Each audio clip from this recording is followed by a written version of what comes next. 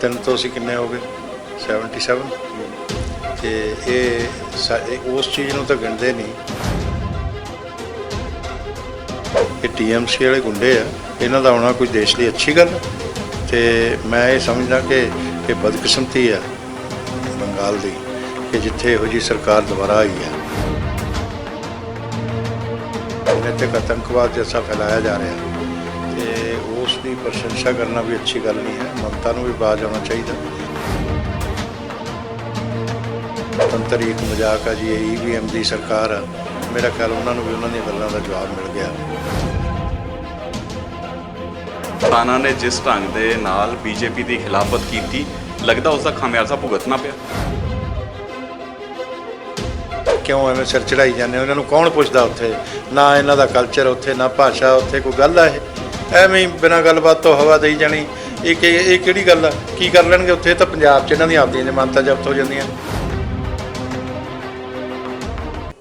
ਸਤਿ ਸ੍ਰੀ ਅਕਾਲ, ਤੁਸੀਂ ਵੇਖ ਰਹੇ ਹੋ ਡੇਲੀ ਪੋਸਟ ਪੰਜਾਬੀ। ਮੈਂ ਹਾਂ ਵਿਨੀਤ ਕਪੂਰ ਔਰ ਗੱਲ ਕਰ ਲੈਂਦੇ ਹਾਂ ਪੱਛਮੀ ਬੰਗਾਲ ਦੇ ਵਿੱਚ ਹੋਏ ਚੋਣਾਂ ਦੀ ਔਰ ਚੋਣਾਂ ਤੋਂ ਬਾਅਦ ਜਿਹੜੇ ਨਤੀਜੇ ਆਏ ਨੇ, ਜਿਸ ਦੇ ਵਿੱਚ ਭਾਜਪਾ ਖੇਮਾ ਜਿਹੜਾ ਉਹ ਪੂਰੀ ਤਰ੍ਹਾਂ ਨਾਲ ਬੈਕਫੁੱਟ ਤੇ ਜਾਂਦਾ ਹੋਇਆ ਨਜ਼ਰ ਆਇਆ। ਉੱਥੇ ਸਰਕਾਰ ਬਣਾਉਣ ਦੇ ਦਾਅਵੇ ਕੀਤੇ ਜਾ ਰਹੇ ਸੀ, ਲੇਕਿਨ ਮਮਤਾ ਬੈਨਰਜੀ ਔਰ ਉਹਨਾਂ ਦੀ ਪਾਰਟੀ ਨੇ ਭਾਜਪਾ ਦੇ ਮਨਸੂਬਾਂ ਤੇ ਪਾਣੀ ਫੇਰਨ ਦਾ ਕੰਮ ਕੀਤਾ। ਔਰ ਖਾਸ ਕਰਕੇ ਉਸ ਸਮਾਂ ਜਦੋਂ ਕਿਸਾਨੀ ਸੰਘਰਸ਼ ਜਾਰੀ ਹੈ ਔਰ ਕਿਸਾਨ ਜਿਹੜੇ ਨੇ ਬੰਗਾਲ ਦੇ ਵਿੱਚ ਜਾ ਕੇ BJP ਦੇ ਵਿਰੁੱਧ ਪ੍ਰਚਾਰ ਕਰਦੇ ਨਜ਼ਰ ਆ ਰਹੇ ਸੀ। ਸਿੱਧੇ ਤੌਰ ਤੇ ਕਹਿ ਰਹੇ ਸੀ ਕਿ ਤੁਸੀਂ BJP ਨੂੰ ਵੋਟ ਨਾ ਪਾਓ, ਤੁਸੀਂ ਉੱਥੋਂ ਦੀ ਕੋਈ ਵੀ ਰੀਜਨਲ ਪਾਰਟੀ ਹੋਏ ਉਸ ਨੂੰ ਵੋਟ ਪਾਓ। ਇਸ ਤਰ੍ਹਾਂ ਦੀ ਗੱਲਾਂ ਹੋ ਰਹੀਆਂ ਸੀ। ਔਰ ਜਦੋਂ ਵੀ ਪੰਜਾਬ ਭਾਜਪਾ ਦੇ ਕਿਸੇ ਆਗੂ ਨਾਲ ਗੱਲ ਕਰਦੇ ਸੀ, ਉਹ ਵੀ ਹਿੱਕ ਠੋਕ ਕੇ ਦਾਅਵਾ ਕਰਦੇ ਸੀ ਕਿ ਉੱਥੇ ਸਾਡੀ ਸਰਕਾਰ ਬਣੂਗੀ। ਲੇਕਿਨ ਅੱਜ ਜਿਹੜੇ ਚੋਣ ਨਤੀਜੇ ਆਏ ਨੇ, ਇਸ ਨੂੰ ਲੈ ਕੇ ਹਰਜੀਤ ਗਰੇਵਾਲ ਸਾਡੇ ਨਾਲ ਗੱਲਬਾਤ ਕਰਨੇ ਆ। ਗਰੇਵਾਲ ਸਾਹਿਬ, ਮਨਸੂਬੇ ਪਾਣੀ ਹੋ ਗਏ, ਬੰਗਾਲ ਦੀ ਜਨਤਾ ਨੇ ਤੁਹਾਡੇ ਨਾ ਵਾਅਦੇ ਮੰਨੇ ਨਾ ਦਾਅਵਿਆਂ ਤੇ ਯਕੀਨ ਕੀਤਾ।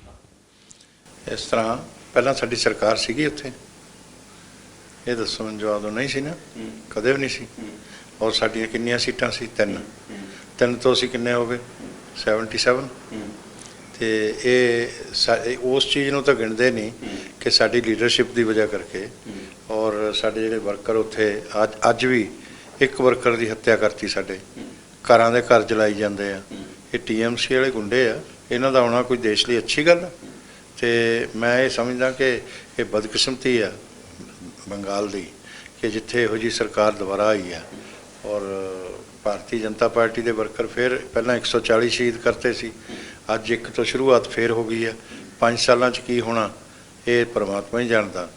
ਤੇ ਮੈਂ ਇਹ ਸਮਝਦਾ ਕਿ ਰਾਜਨੀਤਿਕ ਆਤੰਕਵਾਦ ਜੈਸਾ ਫੈਲਾਇਆ ਜਾ ਰਿਹਾ ਤੇ ਉਸ ਦੀ ਪ੍ਰਸ਼ੰਸਾ ਕਰਨਾ ਵੀ ਅੱਛੀ ਗੱਲ ਨਹੀਂ ਹੈ। ਮਮਤਾ ਨੂੰ ਵੀ ਬਾਜ਼ ਆਉਣਾ ਚਾਹੀਦਾ ਤੇ ਇਹ ਸਾਰੀਆਂ ਚੀਜ਼ਾਂ ਦਾ ਸਾਹਮਣਾ ਉਹਨੂੰ ਵੀ ਕਰਨਾ ਪੈਣਾ। ਔਰ ਦੂਸਰੇ ਪਾਸੇ ਜਿਹੜੇ ਲੋਕ ਪਹਿਲਾਂ ਇਹ ਕਹਿੰਦੇ ਸੀ ਕਿ ਇਹ ਤਾਂ ਲੋਕਤੰਤਰ ਹੀ ਇੱਕ ਮਜ਼ਾਕ ਆ ਜੀ, ਇਹ EVM ਦੀ ਸਰਕਾਰ ਆ।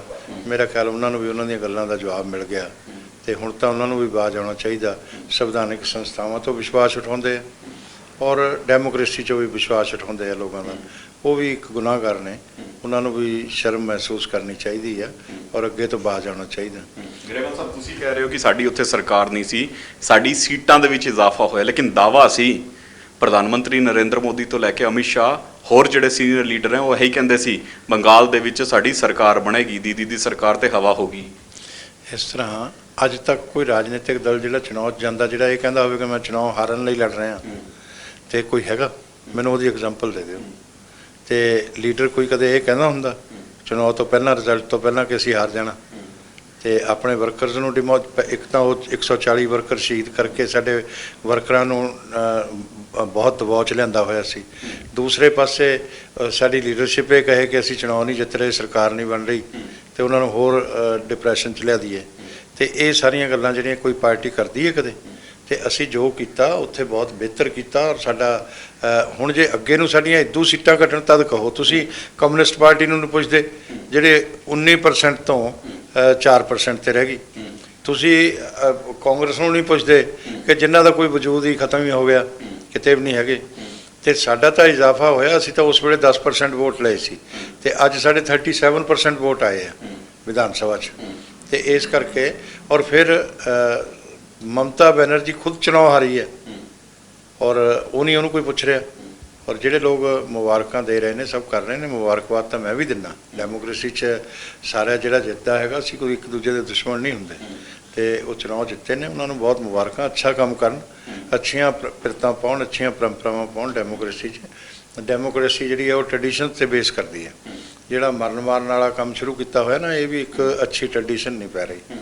ਇਸ ਲਈ ਉਸ ਤੋਂ ਬਾਅਦ ਆ ਕੇ ਔਰ ਜਿਹੜੇ ਆ ਹਿਊਮਨ ਰਾਈਟਸ ਐਕਟੀਵਿਸਟ ਨੇ, ਤੇ ਉਹ ਅੱਜ ਕਿੱਥੇ ਗਏ ਹੋਏ ਨੇ, ਮੈਨੂੰ ਤਾਂ ਉਹਨਾਂ ਦੀ ਵੀ ਸਮਝ ਨਹੀਂ ਆਉਂਦੀ। ਔਰ ਬੜੀਆਂ ਅਜੀਬ ਗੱਲਾਂ ਕਰਦੇ ਨੇ। ਇਹ ਸਾਰੇ ਪਾਰਟ ਆਫ ਦਾ ਕਮਿਊਨਿਸਟ ਸੀਗੇ, ਤੇ ਉਹ ਉਹੀ ਗੱਲਾਂ ਕਰਨ ਲੱਗੇ ਹੋਏ ਆ ਬੀਜੇਪੀ ਦੇ ਖਿਲਾਫ। ਅਸਲ 'ਚ ਦੇਸ਼ 'ਚ ਹੁਣ ਇੱਕ ਵਿਚਾਰਧਾਰਕ ਲੜਾਈ ਸ਼ੁਰੂ ਹੋ ਗਈ ਹੈ। ਆਉਣ ਵਾਲੇ ਸਮੇਂ 'ਚ ਇਹਦਾ ਜ਼ਰੂਰ ਜਨਤਾ ਹਿਸਾਬ ਲਊਗੀ, ਐਸੀ ਕੋਈ ਗੱਲ ਨਹੀਂ। ਗਰੇਵਾਲ ਸਾਹਿਬ, ਤੁਸੀਂ ਕਹਿ ਰਹੇ ਹੋਰਾਂ ਨੂੰ ਨਹੀਂ ਪੁੱਛ ਰਹੇ, ਲੇਕਿਨ ਤੁਹਾਡੇ ਦਾਅਵੇ ਸੀ, ਤੁਹਾਡੇ ਪ੍ਰਧਾਨ ਮੰਤਰੀ ਉੱਥੇ ਜਾਂਦੇ ਨੇ, ਬੀਜੇਪੀ ਦੇ ਸੀਨੀਅਰ ਲੀਡਰ ਉੱਥੇ ਜਾਂਦੇ ਨੇ, ਤਾਬੜਤੋੜ ਰੈਲੀਆਂ ਹੁੰਦੀਆਂ ਨੇ, ਔਰ ਰੈਲੀਆਂ ਜਿਸ ਢੰਗ ਦੀਆਂ ਸੀ, ਉੱਥੇ ਜਿਹੜੀ ਭੀੜ ਵਿਖਾਈ ਜਾਂਦੀ ਹੈ ਕਿ ਭੀੜ ਬਹੁਤ ਹੋ ਗਈ। ਹੁਣ TMC ਨੂੰ ਕੋਈ ਪੁੱਛਣ ਵਾਲਾ ਨਹੀਂ ਹੈ, ਮਮਤਾ ਬਨਰਜੀ ਸਰਕਾਰ ਨੂੰ ਕੋਈ ਪੁੱਛਣ ਵਾਲਾ ਨਹੀਂ ਹੈ। ਇਹ ਵੀ ਕਿਹਾ ਗਿਆ ਉੱਥੇ ਕਿ ਬੀਜੇਪੀ ਨੇ ਸਾਮ, ਦਾਮ, ਡੰਡ ਔਰ ਭੇਦ ਆ ਚਾਰੋਂ ਮੈਥਡ ਵੀ ਇਖਤਿਆਰ ਕਰਕੇ ਵੇਖ ਲਏ, ਲੇਕਿਨ ਫਿਰ ਵੀ ਆਪਣੀ ਸਰਕਾਰ ਨਹੀਂ ਬਣਾ ਪਾਏ। ਬਈ ਜਦੋਂ ਕੋਈ ਯੁੱਧ ਚੱਲਦਾ ਤਾਂ ਉਹਦੇ 'ਚ ਸਾਰੀਆਂ ਚੀਜ਼ਾਂ ਹੀ ਜਾਇਜ਼ ਹੁੰਦੀਆਂ ਨੇ। ਇਹ ਤਾਂ ਕੋਈ ਗੁਨਾਹ ਕਰਤਾ ਅਸੀਂ ਕਿ ਅਸੀਂ ਰੈਲੀਆਂ ਕੀਤੀਆਂ? ਸਾਰੀਆਂ ਪਾਰਟੀਆਂ ਰੈਲੀਆਂ ਕਰਦੀਆਂ, ਸਾਰੇ ਪ੍ਰਧਾਨ ਮੰਤਰੀ ਆਪਦੀ ਪਾਰਟੀ ਲਈ ਰੈਲੀ ਕਰਦੇ ਹੁੰਦੇ ਆ, ਤੇ ਉਹ ਸਾਡੇ ਦੁਨੀਆ ਦੇ ਸਭ ਤੋਂ ਤਾਕਤਵਰ ਲੀਡਰ ਨੇ, ਸਾਨੂੰ ਉਹਨਾਂ 'ਤੇ ਫਖਰ ਹੈ, ਸਾਡੇ ਲਈ ਕਰਨਗੇ ਨਹੀਂ। ਤੇ ਇਹ ਸਾਡੀ ਪਾਰਟੀ ਦੀ ਵਜ੍ਹਾ ਕਰਕੇ ਹੀ ਹੈ ਨਾ ਸਰਕਾਰ। ਤੇ ਇਸ ਲਈ ਮੈਂ ਜਿਹੜਾ ਸਮਝਦਾ, ਇਸ ਨੂੰ ਕੋਈ ਗੁਨਾਹ ਨਹੀਂ ਸਮਝਿਆ ਜਾਣਾ ਚਾਹੀਦਾ। ਇਹ ਤਾਂ ਇੱਕ ਵਰਦਾਨ ਆ ਸਾਡੇ ਲਈ। ਠੀਕ ਹੈ, ਤਾਕਤਵਰ ਲੀਡਰਾਂ ਦਾ ਜਾਦੂ ਨਹੀਂ ਚੱਲਿਆ। ਕਹਿੰਦੇ ਜਿੱਥੇ ਵੀ ਪ੍ਰਧਾਨ ਮੰਤਰੀ ਨਰਿੰਦਰ ਮੋਦੀ ਜਾਂਦੇ ਨੇ, ਅਮਿਤ ਸ਼ਾਹ ਜਾਂਦੇ ਨੇ, ਜਾਦੂ ਚੱਲਦਾ ਹੈ, ਸਰਕਾਰ ਬਣਾ ਕੇ ਵਾਪਸ ਆਉਂਦੇ ਨੇ, ਲੇਕਿਨ ਇੱਥੇ ਜਾਦੂ ਚੱਲਦਾ ਨਜ਼ਰ ਨਹੀਂ ਆਇਆ। ਕੀ ਕਾਰਨ ਮੰਨਦੇ ਉਸ ਦਾ? ਬਈ 3 ਤੋਂ ਕਿੱਥੇ ਤੱਕ ਚਲੇ ਜਾਂਦੇ ਅਸੀਂ? ਹੁਣ ਜੇ ਅਗਲੀ ਵਾਰ ਕੋਈ ਸਾਡੀ ਕਮੀ ਰਹਿ ਜੇ ਤਦ ਸਾਨੂੰ ਕਹਿਣਾ। ਸਾਡਾ ਤਾਂ ਕੈਡਰ ਬੇਸਡ ਆਰਗੇਨਾਈਜੇਸ਼ਨ ਹੈ, ਕੈਡਰ ਦਾ ਨਿਰਮਾਣ ਕਰਾਂਗੇ। ਬਾਕੀ ਜਗ੍ਹਾ ਵੀ ਜਿੱਥੇ ਜਿੱਥੇ ਅਸੀਂ ਵਿਧਾਨ ਸਭਾ ਜਿੱਤੇ ਆ, ਉੱਥੇ ਤਾਂ ਮਜ਼ਬੂਤ ਹੋਣਾ ਹੀ ਆ। ਬਾਕੀ ਜਗ੍ਹਾ ਵੀ ਮਜ਼ਬੂਤੀ ਲਿਆਵਾਂਗੇ, ਸਾਡੀ ਪਾਰਟੀ ਦੀ ਵਿਚਾਰਧਾਰਾ ਲਿਆਵਾਂਗੇ, ਔਰ ਉਸ ਤੋਂ ਬਾਅਦ ਮੁਕਾਬਲਾ ਕਰਾਂਗੇ। ਹੁਣ ਐਗਜ਼ਾਮਪਲ ਦਿੱਤਾ ਜਾ ਰਿਹਾ, ਕਹਿੰਦੇ ਬੰਗਾਲ ਤੇ ਹਜੇ ਇੱਕ ਝਾਂਕੀ ਹੈ, ਪੰਜਾਬ ਹਜੇ ਬਾਕੀ ਹੈ। ਹੁਣ ਇਹ ਗੱਲਾਂ ਉੱਠਣੀਆਂ ਸ਼ੁਰੂ ਹੋ ਗਈਆਂ ਕਿ ਪੰਜਾਬ ਦੇ ਵਿੱਚ ਵੀ ਆਹੀ ਸ਼ਿਕਸਤ ਬੀਜੇਪੀ ਨੂੰ ਝੇਲਣੀ ਪੈਣੀ ਜਿਹੜੀ ਬੰਗਾਲ ਦੇ ਵਿੱਚ ਮਿਲੀ। ਪੰਜਾਬ 'ਚ ਸਾਡੀ ਸਰਕਾਰ ਕਿੰਨੀਆਂ ਸੀਟਾਂ ਨੇ? 117 ਚੋਂ ਕਿੰਨੀਆਂ ਨੇ? 2। ਠੀਕ ਹੈ, ਤੇ ਉਸ ਤੋਂ ਬਾਅਦ ਇਹ ਕਹਿਣਾ ਕਿ ਬਈ ਪੰਜਾਬ ਅਜੇ ਬਾਕੀ ਆ। ਪੰਜਾਬ 'ਚ ਬਾਕੀ ਕੀ ਹੈ? ਪੰਜਾਬ 'ਚ ਤਾਂ ਜੋ ਵੀ ਅਸੀਂ ਪਾਵਾਂਗੇ ਉਹ ਸਾਡੀ ਪ੍ਰਾਪਤੀ ਹੋਊਗੀ। ਠੀਕ ਹੈ, ਸਾਡੇ ਕੋਲ ਤਾਂ ਖੋਣ ਨੂੰ ਹੀ ਕੁਝ ਨਹੀਂ ਇੱਥੇ। ਜਿਨ੍ਹਾਂ ਕੋਲ ਖੋਣ ਨੂੰ ਆ ਨਾ, ਉਹ ਆਪਣਾ ਆਪਣਾ ਧਿਆਨ ਕਰ ਲੈਣ। ਠੀਕ ਹੈ, ਇਹ ਜਿਹੜੀਆਂ ਪਰਿਵਾਰਿਕ ਪਾਰਟੀਆਂ ਨੇ, ਉਹਨਾਂ ਨੇ ਖਤਮ ਹੋਣਾ। ਅਸੀਂ ਨਹੀਂ ਖਤਮ ਹੋਣ ਜਾ ਰਹੇ, ਅਸੀਂ ਤਾਂ ਇੱਥੇ ਆਉਣ ਜਾ ਰਹੇ ਹਾਂ। ਤੇ ਬਹੁਤ ਮਜ਼ਬੂਤ ਰਾਜਨੀਤਿਕ ਧਿਰ ਹੋਵਾਂਗੇ ਅਸੀਂ, ਔਰ ਬੰਗਾਲ 'ਚ ਵੀ ਅਸੀਂ ਅੱਜ ਮਜ਼ਬੂਤ ਰਾਜਨੀਤਿਕ ਧਿਰ। ਬਈ ਵਿਰੋਧੀ ਧਿਰ ਦਾ ਵੀ ਕੰਮ ਕਰਨ ਦਾ ਲੋਕਾਂ ਨੇ ਸਾਨੂੰ ਮੌਕਾ ਦਿੱਤਾ। ਜਿੱਥੇ ਲੋਕਤੰਤਰ 'ਚ ਸੱਤਾ ਧਿਰ ਜ਼ਰੂਰੀ ਹੁੰਦੀ ਹੈ, ਉੱਥੇ ਮਜ਼ਬੂਤ ਵਿਰੋਧੀ ਧਿਰ ਵੀ ਜ਼ਰੂਰੀ ਹੁੰਦੀ ਹੈ। ਅਸੀਂ ਮਜ਼ਬੂਤ ਵਿਰੋਧੀ ਧਿਰ ਦਾ ਪੂਰਾ ਰੋਲ ਅਦਾ ਕਰਾਂਗੇ ਉੱਥੇ। ਔਰ ਇਸ ਵਾਰ ਦੇਖਣਾ ਪਤਾ ਲੱਗੂ ਮਮਤਾ ਨੂੰ ਕਿ ਵਿਰੋਧ 'ਚ ਵੀ ਕੁਛ ਹੁੰਦਾ। ਵਿਰੋਧ ਦੇ ਵਿੱਚ ਤੇ ਹੁੰਦਾ, ਲੇਕਿਨ ਤੁਹਾਡਾ ਜਿਹੜਾ ਵਿਰੋਧ ਹੋਇਆ ਉੱਥੇ, ਕਿਸਾਨਾਂ ਨੇ ਜਿਸ ਢੰਗ ਦੇ ਨਾਲ ਬੀਜੇਪੀ ਦੀ ਖਿਲਾਫਤ ਕੀਤੀ, ਲੱਗਦਾ ਉਸ ਦਾ ਖਾਮਿਆਜ਼ਾ ਭੁਗਤਣਾ ਪਿਆ। ਯਾਰ ਕਿਉਂ ਐਵੇਂ ਸਿਰ ਚੜਾਈ ਜਾਂਦੇ ਹੋ? ਇਹਨਾਂ ਨੂੰ ਕੌਣ ਪੁੱਛਦਾ ਉੱਥੇ? ਨਾ ਇਹਨਾਂ ਦਾ ਕਲਚਰ ਉੱਥੇ, ਨਾ ਭਾਸ਼ਾ ਉੱਥੇ। ਕੋਈ ਗੱਲ ਆ ਇਹ? ਐਵੇਂ ਹੀ ਬਿਨਾਂ ਗੱਲਬਾਤ ਤੋਂ ਹਵਾ ਦੇਈ ਜਾਣੀ। ਇਹ ਕਿਹੜੀ ਗੱਲ ਆ? ਕੀ ਕਰ ਲੈਣਗੇ ਉੱਥੇ? ਤਾਂ ਪੰਜਾਬ 'ਚ ਇਹਨਾਂ ਦੀਆਂ ਆਪਦੀਆਂ ਜ਼ਮਾਨਤਾਂ ਜ਼ਬਤ ਹੋ ਜਾਂਦੀਆਂ। ਉਹ ਚਲੂਨੀ ਲੜਿਆ ਹਰਿਆਣੇ 'ਚ, ਉਹਦੀ ਘਰ ਵਾਲੀ ਲੜੀ, ਦੋਨਾਂ ਦੀਆਂ ਜ਼ਮਾਨਤਾਂ ਜ਼ਬਤ ਹੋਈਆਂ। ਰਾਜੇਵਾਲ ਉਹਨਾਂ ਦੀ ਕੀ ਦੁਰਦਸ਼ਾ ਹੋਈ ਸੀ। ਬਾਕੀਆਂ ਦੀ ਹੁਣ ਅੱਗੇ ਵੀ ਸਿਆਸੀ ਪਾਰਟੀ ਬਣਾਉਣੀ ਆ ਜਾਣ, ਇਹਨਾਂ ਦੀਆਂ ਜ਼ਮਾਨਤਾਂ ਜ਼ਬਤ ਹੋਣੀਆਂ ਨੇ। ਇਹਨਾਂ ਨੂੰ ਕੌਣ ਪੁੱਛਦਾ? ਐਵੇਂ ਯਾਰ ਤੁਸੀਂ ਇਹ ਨਾ ਕਰਿਆ ਕਰੋ। ਅਸੀਂ ਤਾਂ ਉਹ ਜਿਹੜਾ ਸਧਾਰਨ ਕਿਸਾਨ ਸੜਕਾਂ 'ਤੇ ਬੈਠਾ, ਇਹ ਕਿਸਾਨ ਲੀਡਰਾਂ ਦੀ ਗੱਲ ਭੁੱਲ ਜਾਓ। ਉਹ ਸਧਾਰਨ ਕਿਸਾਨ ਦੀ ਰਿਸਪੈਕਟ ਕਰਦੇ ਹਾਂ ਕਿ ਉਹਦੀ ਇੱਜ਼ਤ ਹੋਣੀ ਚਾਹੀਦੀ ਹੈ। ਮੋਦੀ ਜੀ ਕਹਿੰਦੇ ਵੀ ਉਹਦੀ ਗੱਲ ਆਪਾਂ ਸੁਣਨੀ ਹੈ, ਨਾ ਕਿ ਇਹਨਾਂ ਕਿਸਾਨ ਲੀਡਰਾਂ ਦੀ। ਇਹ ਤਾਂ ਸਿਆਸਤ ਕਰਦੇ ਫਿਰਦੇ। ਉੱਥੇ ਬੰਗਾਲ 'ਚ ਕਿਸਾਨ ਦਾ ਭਲਾ ਹੋ ਰਿਹਾ ਸੀ, ਤੇ ਅਸਾਮ 'ਚ ਕਿਸਾਨ ਦਾ ਭਲਾ ਹੋ ਰਿਹਾ ਸੀ। ਔਰ ਤੁਸੀਂ ਬੰਗਾਲ ਕਰੀ ਜਾਂਦੇ ਹੋ। ਅਸਾਮ 'ਚ ਅਸੀਂ ਜਿੱਤੇ ਹਾਂ, ਪੌਂਡੀਚੇਰੀ 'ਚ ਅਸੀਂ ਜਿੱਤੇ ਹਾਂ, ਸਭ ਜਗ੍ਹਾ ਸਾਡੀਆਂ ਵੋਟਾਂ 'ਚ ਇਜ਼ਾਫਾ ਹੋਇਆ 5 ਰਾਜਾਂ 'ਚ, ਤੇ ਉੱਥੋਂ ਦੀ ਕੋਈ ਗੱਲ ਹੀ ਨਹੀਂ ਕਰਦੇ ਤੁਸੀਂ। ਇੱਥੇ ਵੀ ਸਾਨੂੰ ਕਹੀ ਜਾਂਦੇ ਹੋ ਹਾਰ ਗਏ। ਇੱਥੇ ਕਿੱਥੇ ਆ ਰਹੇ ਹਾਂ ਅਸੀਂ ਤਾਂ ਜਿੰਨਾ ਵੀ ਪ੍ਰਾਪਤੀ ਕੀਤੀ ਹੈ, ਜਿੰਨੀ ਕੀਤੀ ਆ। ਇਹ ਨਹੀਂ ਕਹਿੰਦੇ ਵੀ 3 ਤੋਂ ਤੁਸੀਂ 77 ਚਲੇ ਗਏ, ਇਹ ਬਹੁਤ ਅੱਛਾ ਹੋਇਆ। ਤੇ ਉਲਟਾ ਨਵਾਂ ਇੱਕ ਇੱਥੇ ਛੱਡੀ ਜਾਂਦੇ ਹੋ। ਇਹ ਅਸਲ 'ਚ ਕੀ ਹੈ ਕਿ ਹੁਣ ਪੰਜਾਬ ਦੀ ਜਿਹੜੀ ਚੁਣਾਵ ਆ ਨਾ, ਉਹ ਸ਼ੁਰੂ ਹੋ ਗਿਆ, ਤੇ ਉਹਦੇ ਲਈ ਇਹ ਪੈਸਾ ਲੱਗ ਰਿਹਾ। ਇਹ ਜਿਹੜਾ ਬਿਠਾਇਆ ਹੋਇਆ ਇੱਥੇ ਪ੍ਰਸ਼ਾਂਤ ਕਿਸ਼ੋਰ, ਤੇ ਉਹ ਇਹ ਸਾਰੀਆਂ ਚੀਜ਼ਾਂ ਸਿਖਾਉਂਦਾ। ਔਰ ਮੀਡੀਆ ਜਿਹੜਾ ਹੈਗਾ, ਵਿਦੇਸ਼ੀ ਪੈਸਾ ਲੱਗਿਆ ਹੋਇਆ। 84% ਦੇਸ਼ ਦੇ ਮੀਡੀਆ 'ਚ ਵਿਦੇਸ਼ੀ ਪੈਸਾ। ਔਰ ਵਿਦੇਸ਼ਾਂ 'ਚ ਵੀ ਮੀਡੀਆ ਸਾਡੇ ਖਿਲਾਫ ਲੱਗਿਆ ਹੋਇਆ, ਇੱਥੇ ਵੀ, ਕਿਉਂਕਿ ਉਹ ਪ੍ਰਧਾਨ ਮੰਤਰੀ ਜੀ ਦਾ ਤੇ ਸਰਕਾਰ ਦਾ ਚਿਹਰਾ ਖਰਾਬ ਕਰਨਾ ਚਾਹੁੰਦੇ ਆ। ਤੁਸੀਂ ਕਹਿੰਦੇ ਮੀਡੀਆ ਤੁਹਾਡੇ ਖਿਲਾਫ ਲੱਗਿਆ, ਲੇਕਿਨ ਇੱਕ ਤਬਕਾ ਇਹੋ ਜਿਹਾ ਹੈ ਜਿਹੜਾ ਕਹਿੰਦਾ ਕਿ ਮੀਡੀਆ ਸਰਕਾਰ ਲਈ ਕੰਮ ਕਰ ਰਿਹਾ ਹੈ। ਉਹਨਾਂ ਨੇ ਤੇ ਮੀਡੀਆ ਨੂੰ ਨਾਂ ਵੀ ਗੋਦੀ ਮੀਡੀਆ ਦਾ ਦਿੱਤਾ ਹੈ। ਇਹ ਤਾਂ ਉਹ ਮਾਓਵਾਦੀ, ਕਮਿਊਨਿਸਟ ਤੇ ਇਹ ਜਿਹੜੇ ਗਰਮ ਖਿਆਲੀਏ ਨੇ, ਇਹ ਮਿਲ ਕੇ ਇਹਨਾਂ ਦਾ ਨੈਕਸਸ ਆ। ਜਿਹੜੇ ਥੋੜੇ ਬਹੁਤ ਠੀਕ ਮੀਡੀਆ ਉਹਨੂੰ ਗੋਦੀ ਮੀਡੀਆ ਕਹਿ ਕੇ ਡਰਾਉਣਾ, ਧਮਕਾਉਣਾ, ਉਹਨਾਂ ਦੀ ਮਾਰ ਕੁਟਾਈ ਕਰਨੀ, ਉਹਨਾਂ ਨੂੰ ਬੇਇੱਜ਼ਤ ਕਰਨਾ, ਉਹ ਕਰਦੇ ਆ। ਅਸੀਂ ਨਹੀਂ ਕਰਦੇ, ਸਾਡੀ ਵਿਚਾਰਧਾਰਾ ਇਹ ਨਹੀਂ ਹੈ, ਪਰ ਅਸੀਂ ਉਹਨਾਂ ਤੋਂ ਡਰਦੇ ਨਹੀਂ ਹੈਗੇ। ਇਹ ਜਿਹੜੇ ਬਦਮਾਸ਼ ਨੇ ਇਹਨਾਂ ਤੋਂ ਨਹੀਂ ਡਰਦੇ, ਇਹਨਾਂ ਦੇ ਸਾਹਮਣੇ ਖੜੇ ਆ ਡਟ ਕੇ, ਔਰ ਦੇਖਣਾ ਪੰਜਾਬ 'ਚ ਵੀ ਖੜੇ ਹੋਵਾਂਗੇ।